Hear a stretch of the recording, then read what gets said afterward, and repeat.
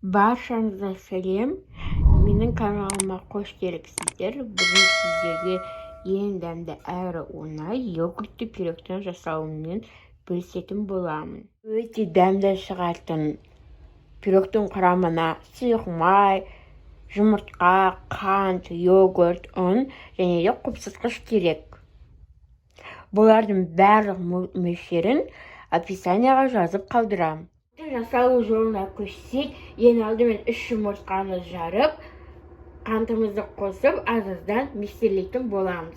Осылай әдемі болып, есе көпіріп шыққанын қаласаңыздар, қантты бірден қоспай, аз-аздан қосып, миксердің ең төменгі жылдамдығымен бастайсыздар.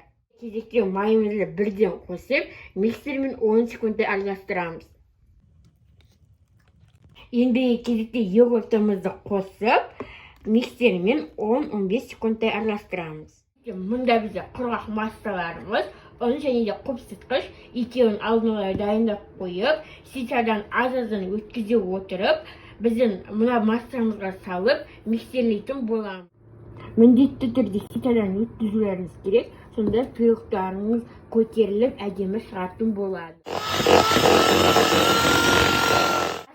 Осындай сұйық емес, қою емес, қаймақ секілді масса шығу керек. Мұнда мен форманы дайындап алдым. Мұнда 22 диаметр. Осы массамызды құйып пісіретін боламыз. Сіздер пешке салғанда пешті алдын ала қыздырмайсыздар.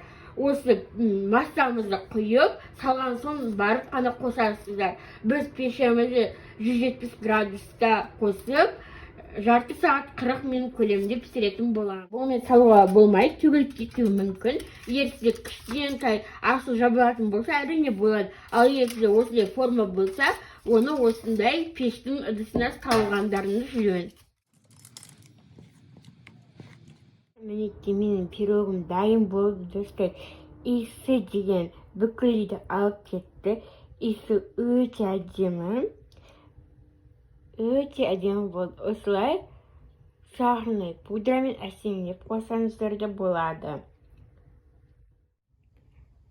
Отбасыңызға жасап қуантыңыздар. Арасы деген өте керемет көтеріліп шыққан. Дәмі өте тамаша.